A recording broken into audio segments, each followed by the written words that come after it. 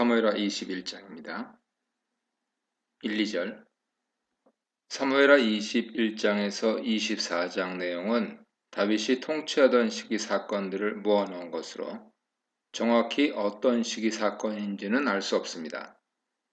다윗 통치 시기에 3년 동안 기근이 들었고 다윗은 여호와께 기근 문제를 해결해 달라고 기도합니다. 여호와께서는 다윗에게 사울이 기브온 사람들을 죽인 것 때문이라고 말씀하시는데 이것은 하나님께서 내리신 벌이라는 뜻이죠. 신명기 19장 10절에서는 무죄한 피를 흘리지 말라. 이같이 하면 그의 피가 네게로 돌아가지 아니하리라 하셨고 이어 19장 13절에서는 무죄한 피를 흘린 죄를 이스라엘에서 제하라. 그리하면 네게 복이 있으리라 말씀합니다. 사울이 기브온 사람을 죽인 이유는 2절에 나옵니다. 이스라엘 사람과 유다 사람들을 위한 열성 때문에 그들을 죽였다고 말하죠. 기브온 사람은 원래 가나안 종족인 아모리 사람들로 진멸 대상이었으나 여호수아를 속이고 언약을 맺음으로 이스라엘 안에서 부역하며 지냈습니다. 이런 이유로 기브온 사람들은 이스라엘 사람들에게 차별을 받아왔고 이스라엘 사람들이 그들을 좋아하지 않는다는 것을 알고 사울이 이들을 탄압하고 죽인 것이죠. 이런 화자 설명은 이 문제에 대해 사울이 잘못했음을 말하고 있는 것입니다. 3절 6절입니다. 이유를 안 다윗은 기브온 사람들 불러 어떻게 하면 사울 죄에 대한 속죄가 될 수 있을지를 묻습니다. 그리고 원하는 대로 해주면 여호와의 기업을 축복하라고 명하죠. 여기서 다윗이 속죄라는 단어를 사용한 것은 신명기 19장 13절에 언급된 것처럼 죄가 없어야 여호와의 복을 받을 수 있기 때문입니다. 기브온 사람들은 보상과 피해 복수를 언급하는데 이들은 사울과 자신들의 문제는 은금으로 보상할 문제가 아니라고 말하며 자신들이 원하는 것은 피해 복수라고 말합니다. 하지만 자신들에게 아무런 권한이 없기 때문에 이것이 가능하지 않다면서 자신들의 힘없는 처지를 강조하죠. 이 말을 듣고 다윗은 기브온 사람들이 원하는 대로 피해 복수를 허락해 줍니다. 그동안 기브온 사람들은 사회적 약자로서 사울왕 기세에 눌려 말도 못하고 있었는데 하나님께서 다윗을 통해 이들의 억울함을 갚아 주시려는 것입니다. 다윗이 피해 복수를 허락하자 이들은 구체적으로 자신들이 원하는 것을 말합니다. 5절에서 사울은 자신들을 학살하고 죽여서 이스라엘 땅에서 살지 못하게 하려고 계획한 사람이라고 말합니다. 이 표현은 사울이 기브온 사람들을 진멸하려고 하였다는 것을 알 수 있죠. 이런 사울의 모습은 아말렉에 대한 진멸 명령을 어긴 것과 대조를 이룹니다. 그러면서 사울의 아들 7명을 주면 그들을 여호와 앞에서 처형하겠다고 합니다.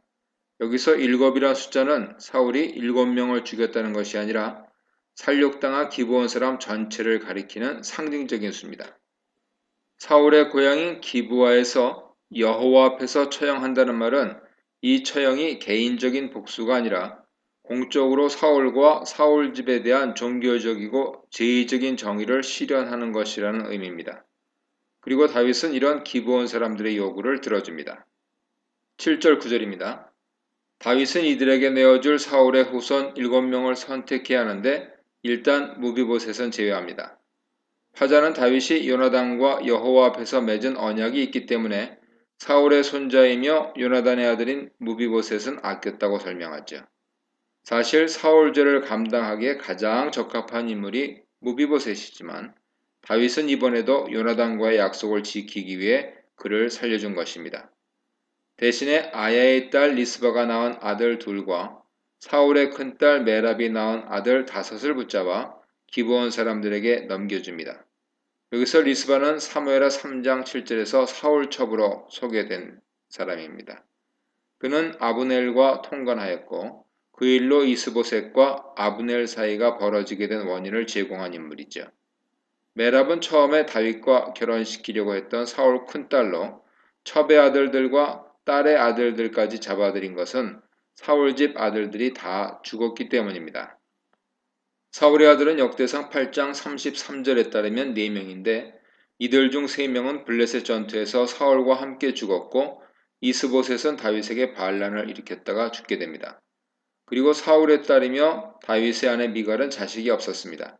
따라서 기브온 사람의 일로 다윗 왕국에서 살아남은 사울 가문의 남자 가운데 공적인 복수의 대상이 될 사람은 무비보셋과 그의 자식들 뿐이었죠. 하나님의 뜻을 올바로 분별한 요나단의 성견 지명이 자신의 자식을 여러 번 살린 것입니다. 기브온 사람들은 7명의 사울의 첩과 딸의 자손을 기브아에 있는 산에서 공식적으로 처형합니다. 우리말에서는 목매달았다고 처형 방식을 말하고 있지만 동사 약하는 정확하게 어떤 방식으로 처형하는 것인지 우리에게 알려주지 않습니다. 목을 메었다거나 팔다리를 잘랐다거나 던져 떨어뜨렸다거나 하는 다양한 해석이 가능합니다. 사울 잘못을 후손들이 책임지는 것에 대해 현대적인 관점에서는 이해하기 어렵죠. 그리고 신명기 24장 16절에 따르면 아버지 죄 때문에 아들을 죽이면 안 되고 아들 죄 때문에 아버지를 죽이면 안 된다고 하여 연좌제를 금지합니다. 하지만 사울의 경우는 왕으로서 보호해야 할 약자를 집단으로 죽인 것에 대해 공적으로 책임을 져야 했습니다. 왕이 범죄를 저지를 때 왕과 왕의 가족은 다른 이스라엘 사람들에 비해서 더 엄한 제재를 받아야 하는 것입니다.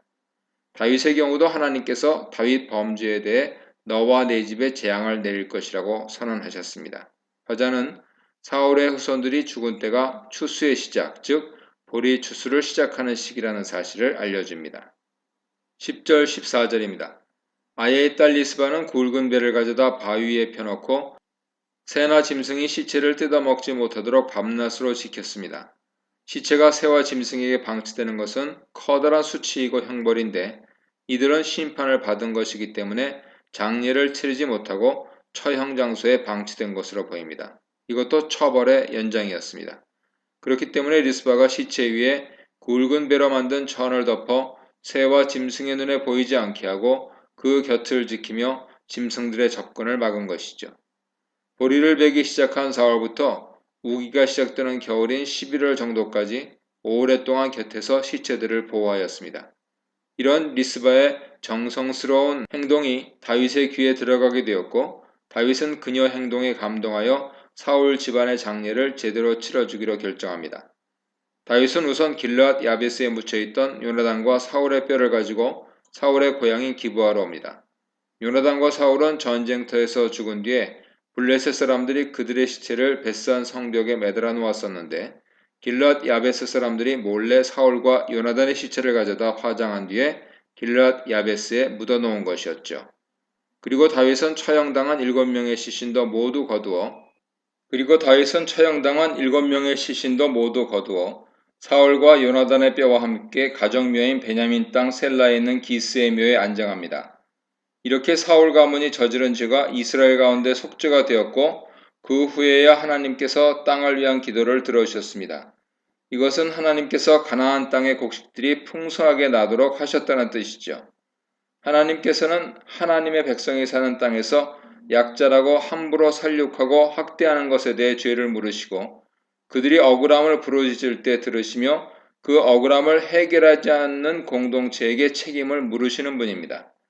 기브온 사람들 때문에 이스라엘 전체에 기근을 내리신 것은 기브온 사람을 죽인 사울만 죄인이 아니라 기브온 사람을 혐오하고 죽이도록 부추긴 이스라엘 백성 모두의 죄라고 말씀하시는 것이죠. 우리도 우리 사회에 살고 있는 약자들을 혐오하고 함부로 대하는 것에 대해 그렇게 행한 사람뿐만 아니라 그런 행동을 방치하거나 옆에서 동조한 사람에게도 책임을 물으신다는 사실을 기억해야 할 것입니다. 이 문단에서는 기근 심판과 실천하는 회개, 조약을 지키는 다윗의 신실함, 사울 가문에게 베푼 호의에 대해 묵상해 보시기 바랍니다. 15, 17절입니다. 이 본문은 블레셋과의 전투들에 대한 모험집으로 다윗과 요압 이외에 다윗의 용사들이 블레셋과 싸운 이야기들을 간략하게 기록하고 있습니다. 즉 여기서는 그동안 기록된 다윗과 요압에 대한 얘기는 없고 그동안 언급되지 않은 다윗의 용사들을 소개합니다. 블레셋 사람들이 다시 쳐들어왔을 때라고 말하는데 여기서 다시라는 표현은 블레셋과 이스라엘 간의 전쟁이 계속되고 있었음을 보여주죠. 다윗이 사무엘하 5장 17절 이하에서 크게 승리한 뒤에 8장 1절 이하에서 또다시 간략하게 블레셋과의 전투를 언급하고 있습니다. 이때까지 다윗은 모든 전투에 참전하며 강한 전투력을 보여주었고 모든 전쟁에서 승리하였죠. 이렇게 블레셋은 다윗이 왕으로 통치하는 기간에도 끊임없이 이스라엘과 전쟁한 것입니다. 블레셋과 전투하던 다윗이 지친 틈을 노리고 거인족인 르바임 사람의 후손인 이스비브놉이 다윗을 죽이겠다고 외쳤습니다. 16절에 따르면 이스비브놉은 300세겔 로창을 들고 세 칼을 들고 있었는데 300세겔이면 3.5kg 정도 되는 큰 것이었고 세 칼은 철로 만든 칼일 것입니다. 왜냐하면 블레셋은 이미 철기 문명을 이루고 있었기 때문이죠. 이런 무기를 자세히 설명하는 것은 거대한 몸집에 위협적인 무기들을 가지고 있고 그것도 2개나 들고 있다는 것을 강조하므로 다윗이 매우 큰 위험에 빠져 있다는 것을 보여주기 위함입니다. 이런 절체절명 위기에 수리아의 아들이자 요압의 동생인 아비새가 다윗을 도와 그 블레셋 사람을 죽입니다. 그동안 요압이 전쟁하고 공적을 쌓은 것만 기록되었는데 그의 동생 아비새의 용맹과 업적이 처음으로 언급되고 있습니다. 그동안 요압 그늘에 가려있던 아비새의 업적을 기록한 것이죠. 이것은 이제 요압에게 집중되었던 군대 지도력이 아비새에게로 넘어갈 것임을 암시하는 표현입니다. 앞서 거듭 요압의 도에 넘치는 개입과 간섭에 대해 부정적으로 묘사했던 사무엘서 저자의 입장이 여기서도 반영되고 있는 것입니다. 다윗이 전쟁 중에 힘이 빠져 위험한 상황에 처한 일이 생기자 다윗의 부하들은 다시는 전쟁터에 나오지 말라고 강력하게 요청합니다. 여기서 맹세를 하며 말했다는 것은 강력하게 요구했다는 것을 의미하죠. 그들은 다윗을 이스라엘의 등불이라고 표현하는데 이것은 다윗이 이스라엘의 희망이며 생명이라는 뜻으로 이제 유능한 전사로서의 역할보다는 이스라엘의 통치자로서 그의 존재 자체가 중요하다고 말하고 있는 것입니다. 왕정에서는 왕의 생존이 왕국의 운명을 좌우하기 때문이죠. 이후 에피소드에서는 다윗이 등장하지 않습니다.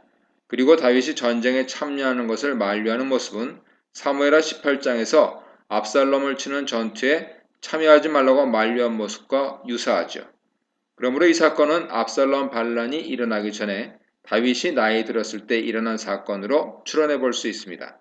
그리고 아비새가 돕는 것을 통해 다윗 왕국이 이제는 다윗 혼자 구원자로서 역할을 하는 것이 아니라 그의 부하들이 다윗의 구원자 역할을 함께 담당하고 있으며 이는 다윗 왕조가 점점 확장되고 정착되고 있다는 것을 보여줍니다. 18절입니다. 또 다른 용사 후사 10북에는 곱에서 거인족의 후손인 삽을 죽입니다. 18절과 19절에서 전투 장소가 곱이라고 나오는데 이것이 어느 곳인지는 알려지지 않고 있습니다. 역대상 20장 4절에서는 곱을 게셀이라고 말하는데 게셀은 예루살렘 서쪽에 있는 해안 평야 북쪽에 위치하고 있습니다. 그리고 후사는 베들레헴 남서쪽 약 6km 지점에 있는 곳이죠. 19절입니다. 이번에는 엘하난에 대한 소개입니다.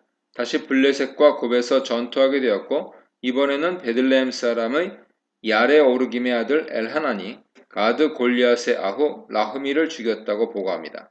히브리어 본문에서는 엘하난이 가드 사람 골리앗을 죽였다고 기록하고 있습니다. 하지만 골리앗을 죽인 것은 다윗으로 사무엘상 17장 41절 이하에서 단신으로 나가서 물맷돌로 죽이는 다윗 이야기가 기록되어 있죠. 그렇기 때문에 엘하난이 죽인 사람이 골리앗일 수는 없는 것이죠. 그리고 역대상 20장 5절에서 야엘의 아들 엘하난이 가드 사람 골리앗의 아후 라흐미를 죽였다고 전하고 있습니다. 그렇기 때문에 우리말 번역과 대부분의 영어 번역도 엘하난이 골리앗의 아후 라흐미를 죽였다고 말합니다. 라흐미의 창자로는 베틀체 같은데 이것은 골리앗이 가지고 있던 창자루의 모양과 동일합니다. 이는 라흐미의 체격도 골리앗과 비슷하게 엄청난 거구였다는 것을 알 수 있습니다. 그러므로 구약에서 가장 덩치가 큰 골리앗과 비슷한 체구의 라흐미를 죽인 엘하난은 매우 뛰어난 용사인 것이죠. 22절입니다. 마지막 이야기는 요나단이라는 용사의 이야기입니다. 이번에는 블레셋 출신의 거인족 이름이 언급되지 않습니다. 대신 블레셋 사람의 체격이 묘사되는데 그는 손가락과 발가락이 각각 6개씩 모두 24개의 손가락과 발가락을 가지고 있으며 키가 컸습니다. 고대 사회에서 신체적으로 다른 모습은 강한 호기심과 추측의 대상이 되었는데 여기서는 손가락과 발가락이 한 개씩 더 있는 것을 용서의 자질로 묘사하고 있습니다. 또한 이 사람도 거인족 출신이죠. 이 가뎃 사람이 이스라엘을 조롱하는데 이것은 골리앗이 전쟁터에서 이스라엘과 여호와를 조롱하던 모습을 연상시킵니다. 이런 오만한 가뎃 사람을 죽인 것은 다윗의 형 삼마의 아들 요나단입니다. 이것을 보면 다윗 왕조는 다윗 가문의 남자들이 상당한 기여를 하고 있었던 것을 알 수 있죠. 다윗의 누이의 아들들인 요압과 아비새와 비록 죽었지만 아마사와 아사엘도 있습니다. 이렇게 가드의 거인족 후손들은 다윗과 다윗 부하들에게 모두 죽었습니다. 이것은 가드의 거인족은 블레셋 부족의 가장 강력한 용사들이었는데 이들도 하나님의 보호를 받는 다윗과 다윗의 부하들을 이길 수 없었고 하나님께서 보호하시는 이스라엘을 점령할 수 없었던 것이죠. 여기서는 하나님이 등장하지 않지만 하나님께서는 다윗과 이스라엘을 위해 강력한 블레셋 용사들을 칠 용사들을 세워주셨습니다. 하나님은 다윗을 도울 용사들을 세워주시고 이스라엘을 지켜주신 것이죠. 하나님께서 모세에게 아론과 미리암을 붙여주시고 후에 70인 장로를 붙여주시며 이스라엘 백성을 잘 다스릴 수 있도록 돕는 자들을 붙여주신 것처럼 다윗에게도 이스라엘을 잘 지킬 수 있도록 이들을 붙여주셨습니다. 이렇게 하나님의 일은 지도자 혼자 하는 것이 아니라 그와 함께하는 자들과 힘을 합쳐서 해나가는 것이죠. 만일 다윗 혼자 모든 전쟁을 감당하려고 하였다면 다윗의 힘이 약해졌을 때 이스라엘은 다시 주변 적들에게 침략당하고 어려움을 겪었을 것입니다. 이렇게 우리는 모든 일을 혼자 감당할 수 없다는 것을 알고 주변 사람들과 지혜롭게 협력하며 일을 해나가야 합니다. 그리고 같이 협력하는 사람이 없다면 돕는 자를 보내달라고 하나님께 기도해야 할 것입니다. 이 문단에서는 언약에 신실하신 하나님, 다윗에게 신실한 장수들, 목숨을 걸고 충성을 다한 장수들에 대해 묵상해 보시기 바랍니다.